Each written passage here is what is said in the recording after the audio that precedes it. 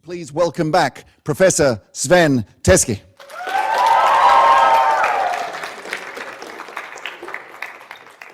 So part two of the scenario modeling stuff, we call our model One Earth climate model. The reason why we call it is actually One Earth is we work with an organization that was called, it was actually the Leonardo DiCaprio Foundation. Leonardo DiCaprio decided to move his foundation, which financed our research, to another foundation, which was called One Earth. And that was sort of our working title. And at some point, it was used as a name. And so we stick to that. So we never had a brainstorming how to use it, how to call it. I give you an overview of how we work, what kind of steps we do. I'm not going to super details, but give you an overview of what are we doing. The first step is we map the world, and we have GIS-based, so Global Information System-based programs, or a program where we look at first where are the solar radiation variations, so how much solar is in different spaces. Maybe it's interesting to know, and I will go in a bit more detail, that between the worst place, which is sort of Scotland, and the best place, which is the Atacama Desert in Chile, it's only factor 3 difference. So it's 3 times more in the Atacama Desert in terms of solar compared to Scotland. Not 10 times, 20 times, it's just 3. The reason for that is that, I said it this morning, the maximum solar radiation per square meter is about 1 kilowatt per square meter. So if you cover that with clouds, you can sort of damp it a bit down, but you know, it will not be more than 1 kilowatt if you have clear sky. And then you also have sunset and the night. So the maximum hours you have sunlight is defined by how many hours of darkness you have. And therefore, the desert is usually more around the equator. So they have very defined days, usually 12 hours, 6 o'clock sunrise, 6 o'clock sunset, roughly. While in the Arctic, you have 24-hour sun. So during the summer months, you actually have quite a bit of solar radiation. In the winter, you have nothing. But if you calculate the annual amount, the difference is not as large as you maybe think. So this is one thing. Then and I'm going into that the methodology later, so I'm not going to explain it further, other than with step 1, we define how much space we have in order to place solar and wind. Step 2 is we do the energy scenarios and calculate the carbon emissions for all the different sectors and all the different industries and countries. And then we compare it with historical carbon emissions in order to calculate a carbon budget. And we check the time sensitivity if our methodology, what we want for a specific region, if we delay the implementation by 5 or 7 years, and what's the impact. Step 3 is we add other greenhouse gas emissions. So we look at for example, forests. Do we lose forest in that region? Do we have emissions from agriculture? And all those, and we add those to the overall emission balance. And the number 4, the breakdown to the GIGS sector, that's a bit complicated, but it's important to know. A GIGS sector is a global industry categorization standard. So basically every activity in the industry has a number. So the steel industry is part of group 15, materials. 15020 is steel. The reason why it's important is that if you are an asset manager, if you manage funds, investment funds, you have the specific numbers. So you manage a fund with the industries with the number da, da, da, da, da. And you have targets, or you set up emission targets for your fund and for the different industry sectors. So that's why we model not only emissions for a specific country, but also for specific industry parts, because the finance institutions need to know what the trajectory, so what the emissions should be in 5 years' time, in 10 years' time, in 20 years' time, and then they evaluate specific companies if they are on track or not. So those 4 steps that's sort of the whole package of our modeling. We have 3 different sectors, which means we have the demand side. That's basically the entire energy you need from different industry activities or private activities. So you can see it either from left to right, so the demand is here, then you have the supply in 2 steps, or you basically look at it from the other side. Doesn't matter from what side you look at it, but you have a demand, let's say a house, you have the supply, let's say electricity, and then you have the primary energy, which is how do I actually generate the electricity? So the secondary supply sectors is energy, primary energy like oil, is converted into something else to power something. And the process from oil out of the ground to putting it in the car, there is a process in between, because you can't put the oil straight out of the ground into a car. You have to refine it to make a fuel out of it. And that also needs energy. So we have those 3 steps. Then we need to think about the market development. For example, we want to calculate the energy demand of the steel industry on a global level. We need to know how much steel do they produce and how much of that steel is primary. So the first time when you have iron ore and you have a lot of processes in between until you actually have your raw steel. Or is it recycling secondary iron, which is already there? It's sort of scrap metal, and then you recycle it, and you have steel again. So the recycled steel is less energy intensive. So you need to know what the percentage of recycled iron, steel and primary steel is in order to calculate the energy demand and also the emissions. And there are energy intensities where you know a specific project, a process in the primary steel manufacturing needs, I'm just making up a number, 10 joule or megajoule per kilogram of steel. So I know how many units do I need for 1 kilogram of steel. And that is sometimes fixed, sometimes just that's physics, you can't actually do anything about it. Sometimes you can do something about it, and there is efficiency processes where you say, right now I need 100 units to do 1 kilogram of steel, but I could do it in theory with 90. And then we project that in 10 years' time, you only need 90 units for 1 kilogram of steel. So this is and we go through all the different products. We have steel, we have aluminum, we have cement, we have different parts of the chemical industry, and all of those measures sort of add up to the energy demand. There are many, many parameters, and at the end, all those different sectors add up to a country. And then you have also carbon intensity for the energy supply. So for example, Australia, only a few years ago, had 80% coal to generate the electricity. That means every kilowatt hour will emit, because of the coal power plants, roughly 700 grams.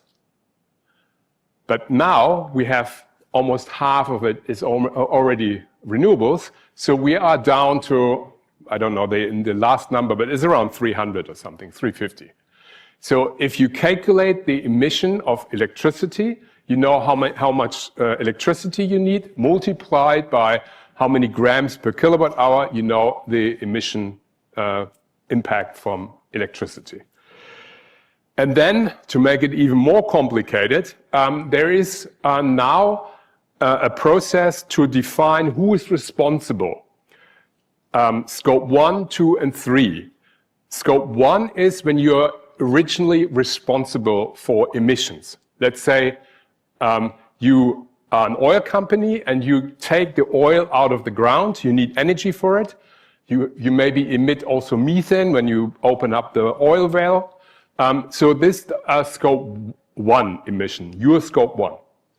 You need electricity you buy from another utility, that is scope 2. Scope 3 is the oil is used, let's say in a car, and sort of it's then burned and it turns into CO2. So the oil company, and that's sort of almost a philosophical debate, is the oil company in charge or responsible for the emissions when you use it in your car? Or is it only responsible for the emissions caused by the oil well, by the production of the fuel? So that's why, like 20 years ago, the sort of the breakdown in scope 1, 2, and 3 has been implemented.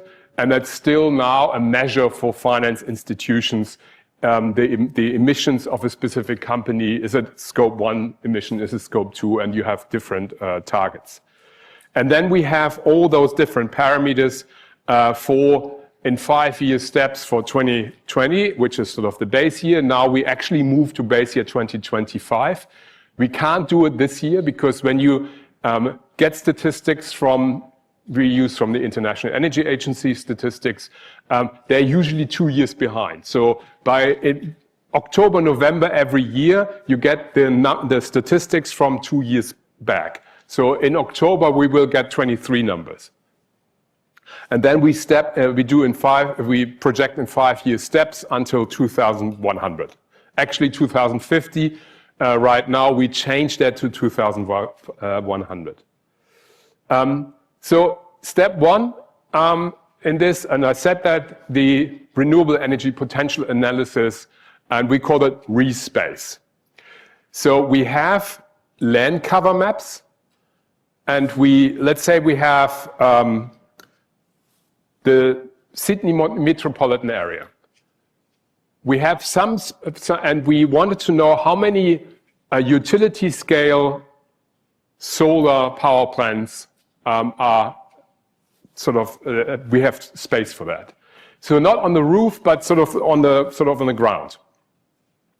So we need to know where is space. And then we might have in the surroundings of Sydney, we have some fields, some meadows, some empty spaces. And we need to check if this space, is that actually required for food production, for example, or is that free? Can we use it for solar? And we basically check a whole country like that. So we have the country data in about 5 kilometer by 5 kilometer blocks. We could go down to 500 by 500 meters, but in a big country like Australia, that's a lot of data. So we try to make it bigger blocks. And then we say, okay, this is the national park, out. This is a city. We can't put a wind turbine in a city, out. We have fields here for food production. Can we put a wind turbine there? In theory, we could. Maybe we decide not to. So there are a number of different decisions. What is suitable for wind or for solar, not. So we basically have the mapping, and we have always the decision is 1 is, yep, we can put it there, 0, no potential. And at the end of the day, we have a map showing us what are the areas, and then we calculate how many square kilometers we have in a country, and then we have a rule of thumb how many megawatts we could actually put on 1 square kilometer, which is roughly 5 megawatts of solar. Wind is sort of the same.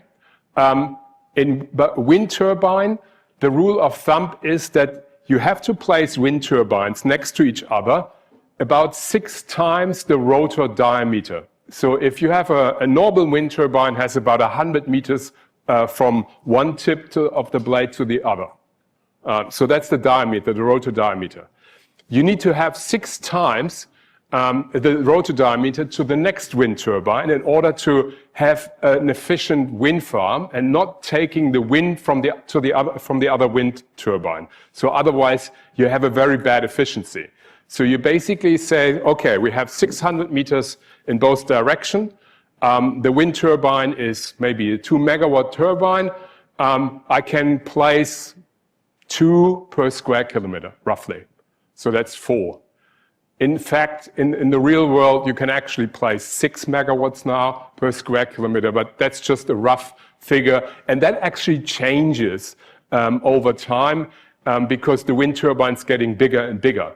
When I started my career, the largest wind turbine was available as for commercial thing was about 500 kilowatts. Now the largest wind turbine is 20,000 kilowatts. So there is a huge difference. And then we come up with maps like that. So the G20, what we map, G20 is basically a political organization of the 20 most important in terms of economy or population country in the world. So that's Canada, that's the US, that's Argentina, Brazil, that is in the whole European Union. That's South Africa, Saudi Arabia, China, India, Australia, New Zealand. No, New Zealand is not part of it. Japan, South Korea, and Turkey, and I missed a few. So basically, those countries, Mexico is part of it, and Canada, those countries, we did an analysis, and we calculated that the solar potential alone from the G20, who are responsible for about 80% of all emissions globally, is 33.6 million square kilometer. So if you multiply that with the megawatts, you come, you calculate the total potential installed capacity for solar. Same for wind. Wind has sort of roughly the same area, which is not a surprise, as the areas are quite similar. What we do for wind is the potential of a wind turbine is measured in what is the average wind speed a year. And that's measured in meters per second. So there are areas that have less than 5.5 meters per second. Forget the numbers, just a specific amount of a number in meters per second is good for wind. Everything below is not enough, and that would be not economic. So you wouldn't place a wind turbine there. There are many areas where there is actually no wind potential, and some other areas have either nothing or too much, for example, in the tropics. So therefore, you don't actually have a very large potential, wind potential, economic wind potential in the tropics, because you have almost 6 months, almost no wind, and then you have, during the rain season, just too much. And that's why you have different regional potentials. And then we compared that, the solar potential and then we calculate how much, not the installed capacity, but how much you can generate for a whole year. Again, if you install 1 kilowatt of solar, here in Sydney, you have 1,600 kilowatt hours produced with 1 kilowatt. So there's about roughly 1,600 hours where you have the generation. And then we have the same for wind. And the red little bar is what is your electricity demand, what we projected in 2050. And you see that the yellow and the blue bar is always much higher than what we project, which is good because we don't want to cover the entire country with solar panels and wind turbines where it's possible. So you can actually, out of this potential, you say 2% or 3% of the country is required, and we then go and look for the best places, also in discussion with communities and infrastructure, because there's another criteria is that if you have a good wind speed, but there is no power line anywhere near, that doesn't make sense. So you wouldn't build another new power line, let's say 100 kilometers to some places just because there's wind. So you would accept a bit less wind speed, but you have a power line right next to it. And I'm not going through all the numbers, but we basically saw that, calculated that for the G20 country, we need only 5% of the country area on average from the G20 to supply the electricity demand we projected for 2050 with solar, and about 10% of the suitable amount for wind. But it's not 5 plus 10%, but it's a mix. So we have a mix of solar and wind and other stuff. And so we have basically the results for various different countries. Here in Australia, because we are such a large country here, we only need 0.4% of the solar potential. So that's actually not that much. So we have those maps, and you can actually, I put the link there, you can actually click on the map and zoom in your country wherever you want to. And that's Australia. Australia has a potential of 128,000 gigawatts. So we currently have about 100 gigawatts installed to supply the whole country. So it's way too much. So basically, I'm skipping that. So we basically have very specific tables, what the area is and what the percentage of the area we need in order to supply that. So we have, before we start our energy scenarios, we have an idea how much solar and wind do we actually have. And it's not always so clear as, for example, Australia. We have modeled Bangladesh. And Bangladesh is still possible to do 100% renewables, but it was really on the edge. As Bangladesh is densely populated, the wind potential of Bangladesh is really bad because it's in the tropics, and there are some places where there's just not enough wind. And there are a lot of people. And you can't put a wind farm in the middle of a city.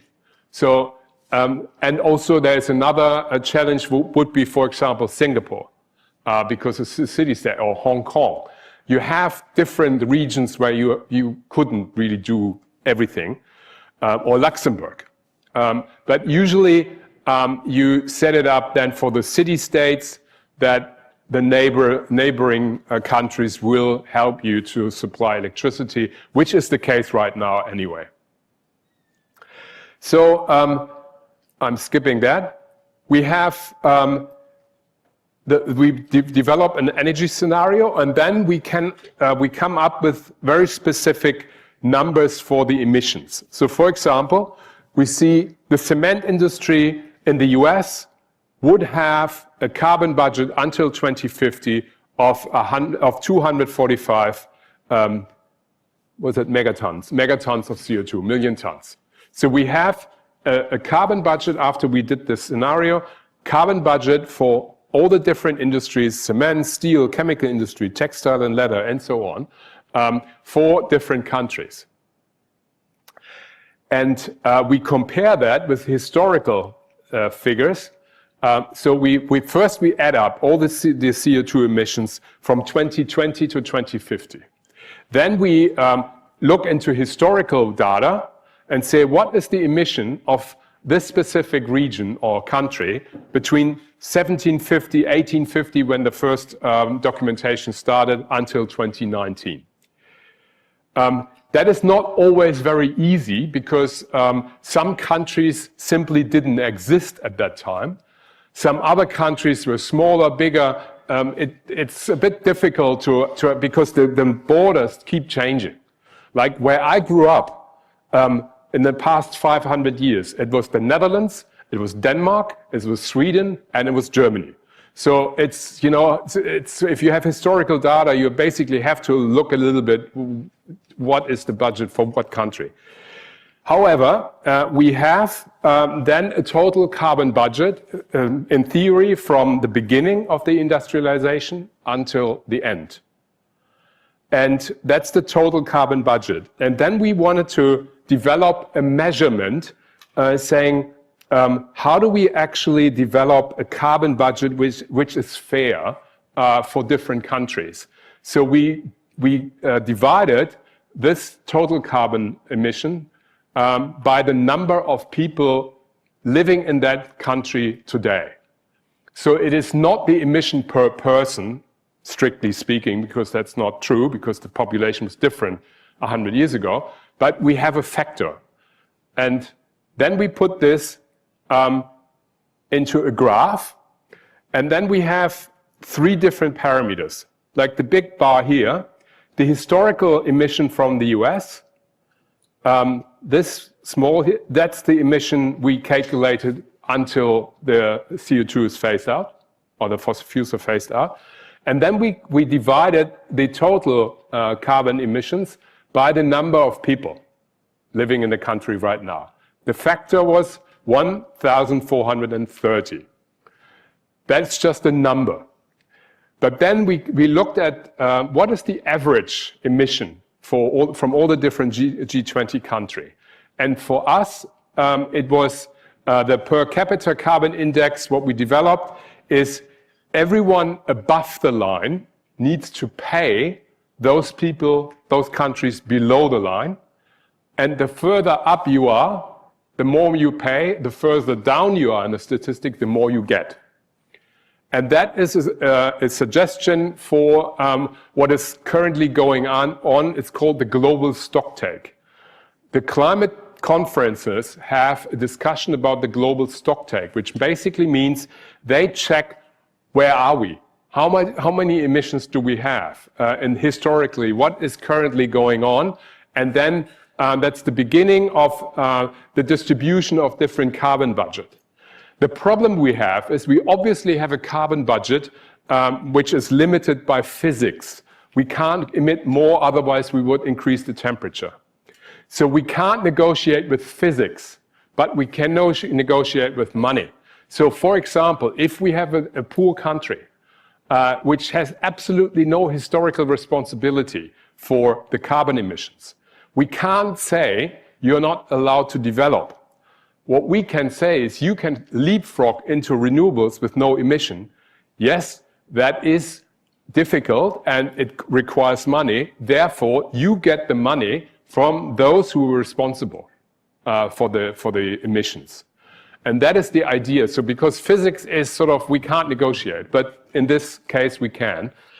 This is what we feed into the international process. Let's see if that works or not. But and then we calculate also what is the impact if we have our implementation, our scenario, if we delay that 5 years or 7 years. And you see if we have an implementation delay of, let's say, in the textile and leather industry for energy emissions, okay, the effect is not large. Even a 7-year delay is no problem. But if we have a delay in buildings, that is a problem, because we actually emit in that 5 years where we fail to implement our scenario a lot of emissions. So we basically have an idea where are the important sectors and where are the sectors where it wouldn't be too, I mean, it's not good, but it's not a catastrophe if we fail to implement it straight away. We basically did this also for all the EU countries.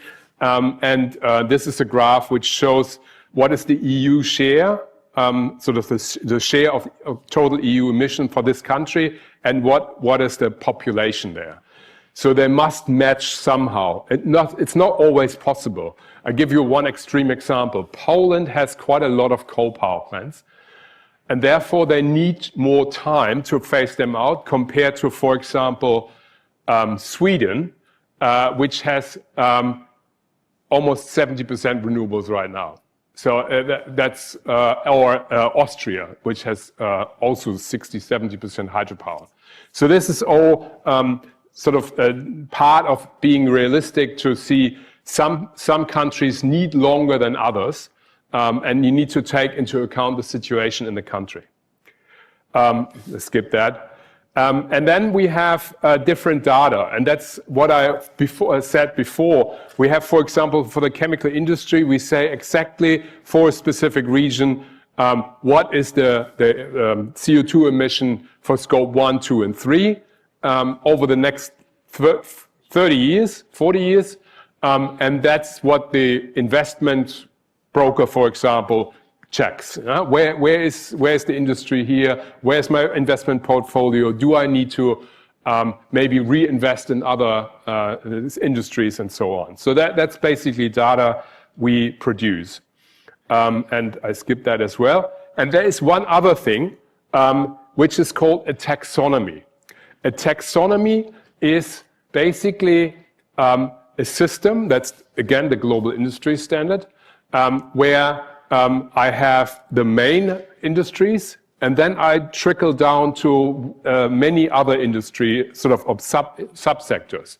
And we define, and I said that in the beginning, we define basically the different steps where the emissions should be in 10, 15, or 20 years.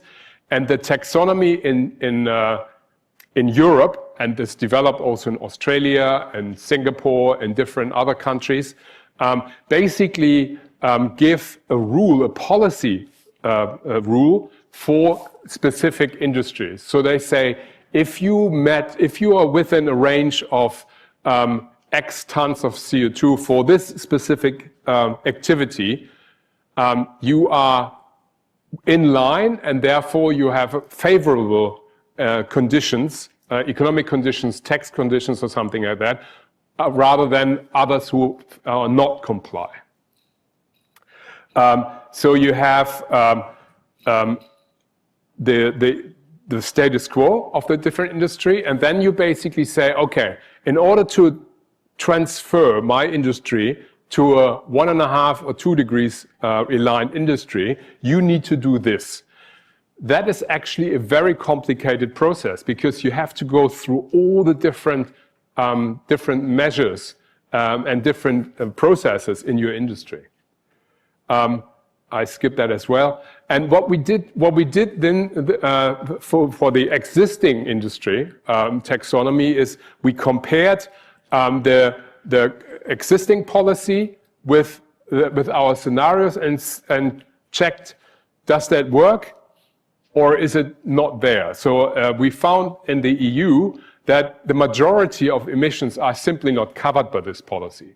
So, and which is okay for now because it's new, but what we do with this work is we basically highlight where are the gaps, and this is what, and how you can actually fill those gaps.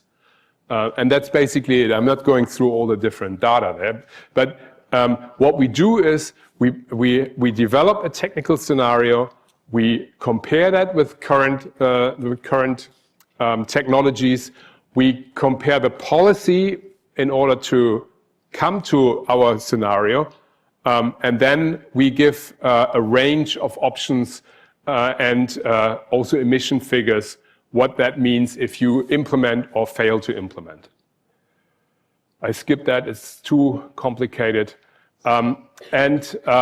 Then, and I think that's an interesting part, if you want to know what the emissions from your country is, we have that all online, so you can click through and can say, okay, this country, that industry, and then you can interactively create sort of emission statistics for your research.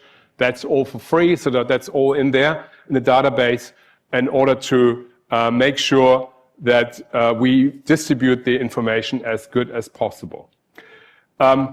I just want to have one more thing and then I'm done here.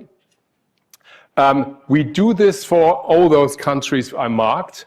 And we have two different streams in our research. We have what I showed, the research about industry sectors and how to project industry, energy supply and energy demand.